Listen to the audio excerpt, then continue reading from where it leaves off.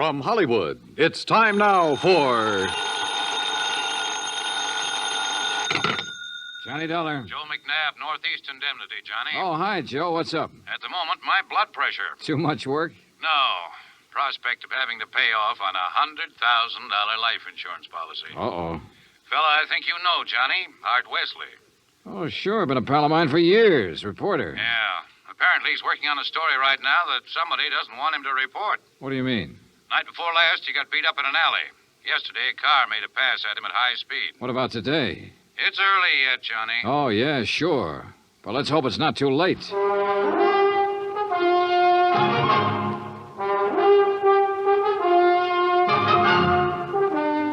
Bob Bailey in the exciting adventures of the man with the action-packed expense account. America's fabulous freelance insurance investigator. Yours truly, Johnny Dollar.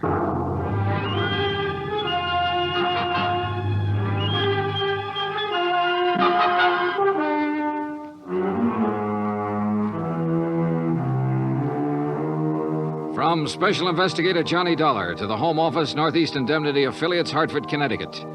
The following is an accounting of expenditures during my investigation of the Big Scoop matter. Expense account item 1, $18.40, transportation and incidentals to New York City. I called Art Wesley's paper. He wasn't in, and nobody seemed to know where he was. Then I remembered a small bar called Tony's over on 3rd Avenue. I took a cab, that's item 2, $1.25, and found him in a corner booth. Sorry, Johnny, no bodyguard. The informants I'm working with will take off fast if they spotted one. No informants, no story. That insurance policy your paper took out on you, who's the beneficiary? A dear departed wife, Joan. Departed? I We thought... split up a couple of months ago. Oh, I'm sorry to hear that, Art. We were living in two different worlds. I wanted a home and family. She wanted a trip to the moon every night. Where is she now? Who knows? On her way to the moon, I guess. Hey, look, this story you're working on, Art. It's hot, Johnny. And big, real big. A national gambling syndicate. And run by a guy right here in New York. Who? I'm getting close, but I'm not sure yet. When I am, then out come my articles. What's this guy gonna do when you push him into a corner? Look, I'm worried about you. You look, Johnny, I'm not as foolish as you think. I've got his name written down and put in a safe deposit box with what evidence I got. That's my real insurance. Oh, Art, look, we've been friends a long time. I'm not gonna let you do this alone. Sorry, Johnny. I gotta go it alone.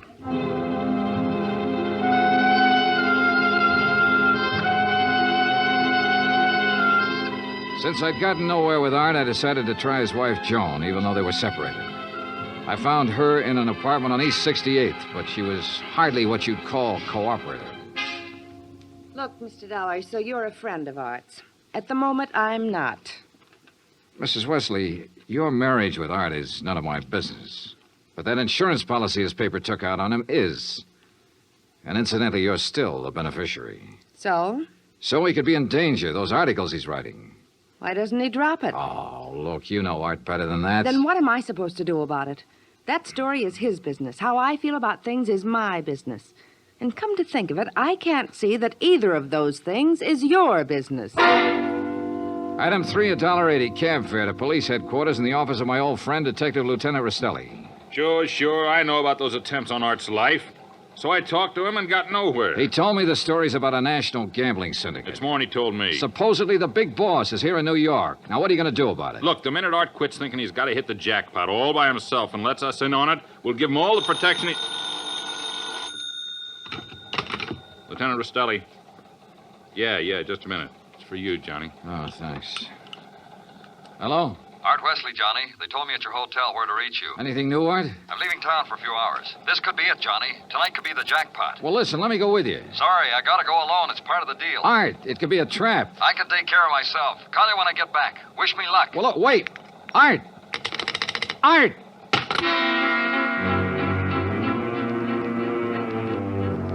Item 4, $1.80 cab to Art's apartment, where I persuaded the manager to let me in. I was looking for anything that would give me a lead. Then, near the phone on a scratch pad, I found where he'd written the word Watika several times. Sure, Lake Watika, upstate. Art had a lodge there. Item 5, $25 even for a rented car. It was a 3-hour drive to Lake Watika, which was bad enough. But to top it off, it started to rain, and rain hard.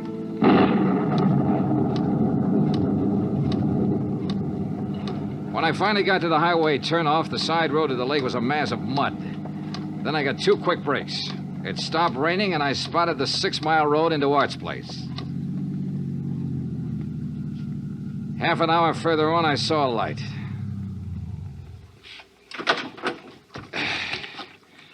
Art's car was parked at one side, and the front door of the lodge was wide open. When I got to it, I saw why. Art was lying in the doorway. Yeah. He was the one who wanted to hit the jackpot.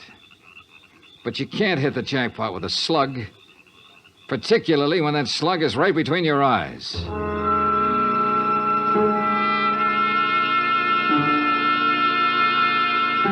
I drove to the sheriff's office and reported it. Sheriff Tompkins and his boys took over. But in the darkness and the mud, they could only make a routine check. He asked me to meet him at the lodge the next morning, so I did. Buddy was right here in the doorway, huh, son? Yeah, Sheriff, I didn't move it. And Wesley probably got shot when he answered the door by somebody standing out there on the ground. Because of that bullet hole in the roof? Yeah. Right over that shelf that's stocked with canned goods, sugar, salt, and the like. Apparently, he used this place regular. Yeah, he used to do some of his writing here. Were you able to determine time of death? Coroner says between 10:30 and 11 last night. What time did you arrive? About half an hour after the rain stopped.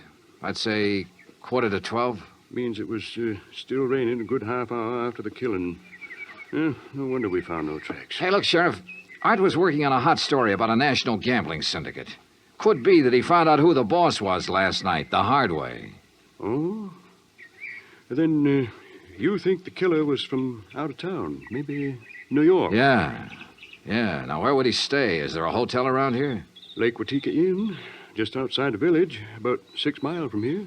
Sheriff, I'll check it out. Guests here at the inn, Mr. Dollar? Well, we have only 2 who checked in yesterday. It's the off-season, of course. Yeah, clerk, who are they? Well, Mr. Cooper yesterday afternoon and Mr. Buckley around dark. Uh-huh. They still here? Mr. Cooper is sitting right out there on the terrace, but Mr. Buckley paid in advance and left quite early this morning. I see. Did Buckley give any reason for stopping here? He said he was a traveling man and didn't like to drive in the rain. Okay. I'd like you to write down a description of him. I'll pick it up on the way out. Oh, I'll be glad to, sir.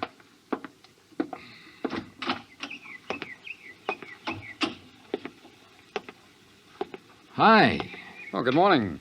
Enjoying the scenery? Yes, immensely. Oh, sit down, won't you? Sure, thanks. My name's Dollar. Mine's Cooper. You just check in? I'll just drop by. I came yesterday. Uh-huh. Pretty up here this time of year. Yes, certainly is. I really enjoy places like this in the off-season. It's a nice change. Too bad the weather hasn't been better, huh? Well, the rainstorm last night? Oh, I enjoyed that, too. You were out in it? Oh, no. No, I enjoyed it the way a storm should be enjoyed. In front of the fireplace in my cottage with a drink and a good book. No, Mr. Dollar, I stayed in last night. And that was that. I picked up the description of the other guest, Buckley, from the clerk and gave it to Sheriff Tompkins, who got out a bulletin on him. Then I drove back to New York City, turned in my rented car, and took a cab. That's item 6, $1.70, to Joan Wesley's apartment. Yes. They notified me this morning about Art's death. I don't know what to say. What is there to say? Good question, Mrs. Wesley. If only he hadn't been so stubborn. If only he'd given up that story about the gambling syndicate or whatever it was. Yeah. You figure somebody in the syndicate killed him? Why, of course.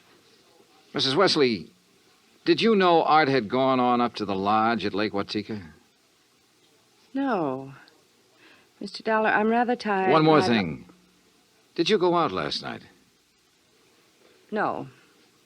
It was raining. I stayed here in the apartment. All evening? All evening. I see. Well, thanks, Mrs. Wesley. Maybe I was imagining, but it seemed to me Joan Wesley hesitated just a little before telling me she hadn't been out of her apartment last night. And if she had gone to Lake Watika, I checked the basement garage. Her car was clean. Too clean. Item 7, $5 to the garage attendant for some very interesting information. Joan Wesley had ordered her car washed first thing this morning. Why? Because the wheels were covered with mud from last night.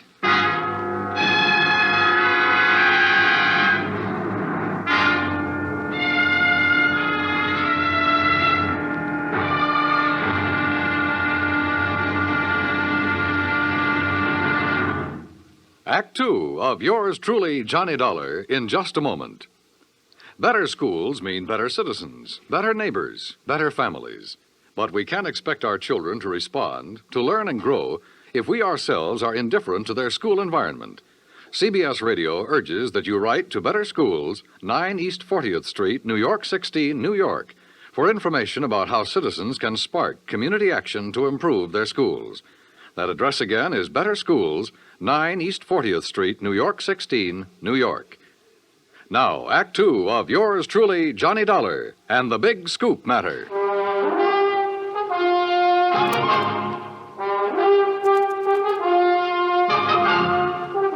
I tell you, I didn't leave this apartment last night. Your car says differently, Joan. Car? You had it washed today because it was all muddy. And the reason it was muddy was because you had it out in the rain last night. Look, Another thing. You told me you didn't know Art had gone to the lodge. You hadn't heard from him. But the switchboard operator told me you had a call from him yesterday. Now, why else would he call you except to tell you where he was going? Well, how about it, Joan? All right. Art did call me yesterday and told me he was going to Lake Watika. And how about last night? Yes. I went out, but not to Lake Watika. Art wouldn't give you a divorce. By killing him, you get your freedom and $100,000. I didn't kill Art. I didn't go up there last night. Then where did you go? Might as well know. The reason I wanted a divorce from Art was because I'd found someone else. Oh? That's where I went for a few minutes last evening. Why did you lie about the phone call from Art yesterday? I don't know. I was confused. I was afraid it would look bad for me if it came out that I knew Art had gone up there. It doesn't look good for you this way, believe me. Oh, Johnny, I'm telling the truth. Who is this fella you're interested in? I don't see why he Who has is he? His name is Ted Nash. Will you have to talk to him? I sure will. And right now. But I was wrong about talking to Ted Nash right now. I called his apartment and got no answer. Item 9, $1.60 cab fare to police headquarters in the office of Detective Lieutenant Rastelli. You figure this guy Nash and Joan Wesley could have killed Art and used the gambling syndicate threat as a cover, huh? It's a possibility, Lieutenant. Well, I'll see what I can find out about Nash. How'd you do at Lake Watika? 2 guests checked in the day of the killing. One, a man named Buckley. He left early this morning. Sheriff Tompkins has a bulletin out on him. Who else? A fellow named Cooper, who apparently likes to go places in the off-season. Nothing to tie him in particularly. Cooper, huh? We had a rumble some time ago that a guy named Cooper was involved in that gambling syndicate. What? Trouble is, we got no proof. Hey, wait a minute. What's the matter? Art told me he'd put the name of the man he was after in a safe deposit box. If we could find the key to that box. How about Art's apartment? Let's take a look. So we looked, and we found the key tucked away in a desk, but only a number on it. Nothing to tell where it was located. I gave it to Lieutenant Rastelli, and he promised to check every bank in town if necessary. While I went on back to Lake Watika to see if the man named Cooper at the inn was the same one Rastelli told me about. When I got there, after a frantic 3-hour drive, I found him comfortably sitting by the fireplace. Well, Mr. Dollar, isn't it? Yeah, that's right. Cooper, I'm going to get right to the point. You told me you came up here to enjoy the scenery. Yes, that's right. Why? The man who was killed last night, Art Wesley, he was trying to expose a national gambling syndicate. Oh, that's very interesting. So? So, I know a police detective in New York who thinks you're a member of that syndicate. Well, now, Mr. Dollar, that's a very serious charge. I presume you have proof. Well? No proof. Well, in that case, I don't think there's any... Dollar, long-distance call for you. You can take it on that phone right beside you. Thanks, clerk. Johnny Dollar. Rastelli in New York, Johnny. Hi, Lieutenant. You locate that? Yeah, the safe deposit box, and in it we found the name of the man Art Wesley was closing in on. It's Cooper. Thanks all very right, much. So you... Well, Cooper, You wanted proof? We've got it. Evidence that ties you in with the syndicate. Clerk. Well, now, this is ridiculous, Is it? Dollar. Let me tell you the facts about this thing. Is something the matter, Mr. Dollar? Get Sheriff Tompkins on the phone, clerk. Tell him I've got Art Wesley's killer here. You mean Mr. Cooper? Oh, now, wait a minute. Now, look, Dollar. If you'd get your facts straight, you'd drop this silly notion of yours. What kind of facts, Cooper? What time was Wesley killed? Between 10:30 and 11 last night. But, Mr. Dollar, Mr. Wesley's place is some 6 miles from here. That's right. Why? Well, then Mr. Cooper couldn't have killed him. What do you mean? Last night, I took a drink to Mr. Cooper's cottage here at the inn, What time? around 20 to 11, and I chatted with him for at least 15 minutes. Are you sure about that? Oh, quite sure. Well, Mr. Dollar, I'll buy you a drink sometime. Cooper strolled back to the bar with a satisfied smirk on his face. So the one man who had to be Art's killer couldn't have killed him. I collared the clerk again and had him repeat his story in detail. If you recall, it rained heavily last night, Mr. Dollar. Yes, I drove through it on my way up here. Well, I was making the rounds of the inn, checking windows, things like that, when the house phone rang. It was Mr. Cooper calling from his cottage. He wanted a drink. You say that was at 20 to 11? Yes, I always jot down the time when I am called away from the desk. All right, go on. Well, when I got to Mr. Cooper's cottage, he was sitting in the living room in front of the fire with a book. Yeah. We chatted a while, and then when I returned here to the desk, I jotted down the time again. 10:55. Well, that does it. What do you mean? Oh, it's a good 20-minute drive from here to Art Wesley's lodge. If he was killed between 10:30 and 11 and Cooper was here at that time, he couldn't have done it. Well, I'm sorry, but facts are facts. And, excuse me. Lake Watika Inn. Yes, just a moment. Sheriff Tompkins, Mr. Dollar. Oh, thanks. Hi, Sheriff. Thought you ought to know, son. Remember that man Buckley we were looking for? Yeah, sure, the other guest at the inn. Yeah, we picked him up.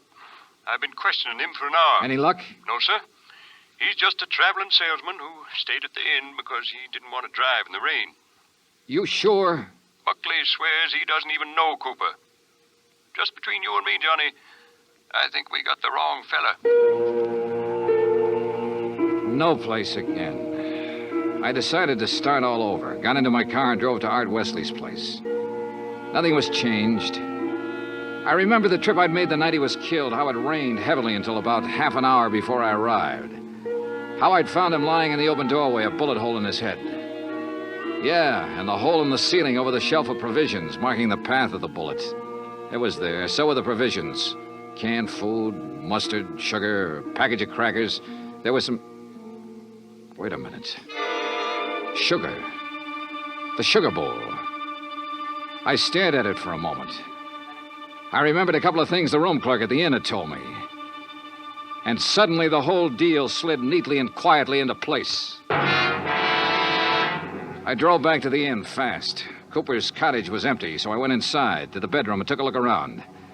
Then I spotted one of the pictures on the wall, a little out of place. I looked behind it. Yeah, just what I expected. Outside, I found Cooper sitting on the terrace in front of the main building. I slid into a chair across from him. Well, Mr. Dollar, what fantastic crime are you going to accuse me of today?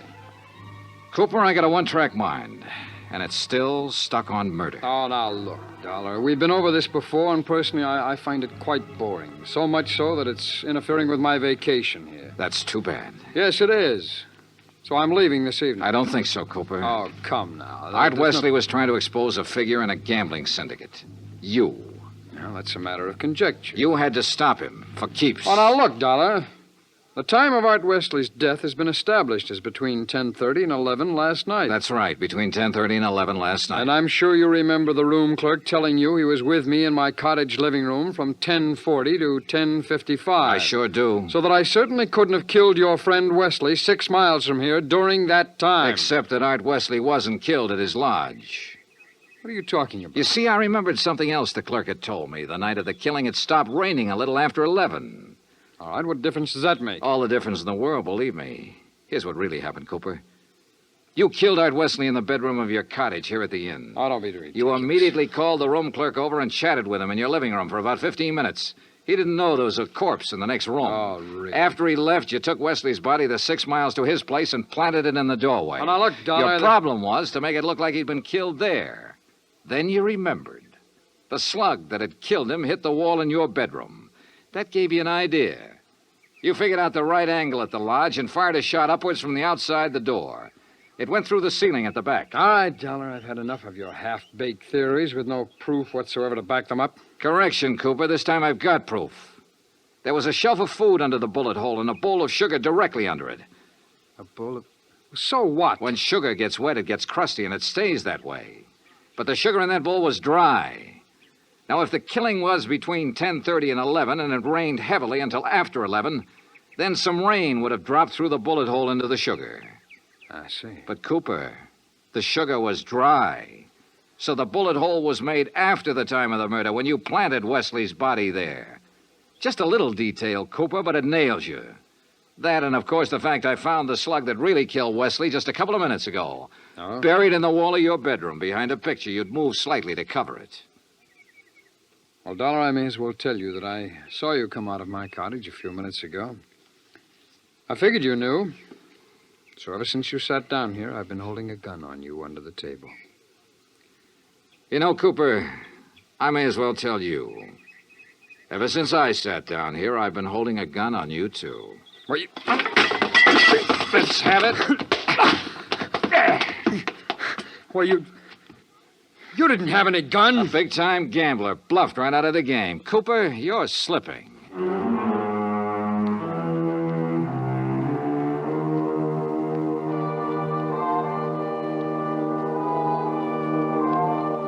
Item 10, $37.50. Transportation and incidentals back to Hartford. Expense account total $187.40. Remarks? Cooper's awaiting trial. About Art Wesley? Well, I guess that sugar bowl was a dead man's revenge. And come to think of it, that revenge was pretty sweet. Yours truly, Johnny Dollar.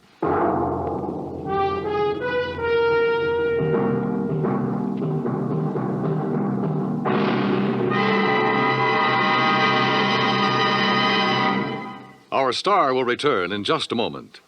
In days long since gone by, one had to go out in search of daring do.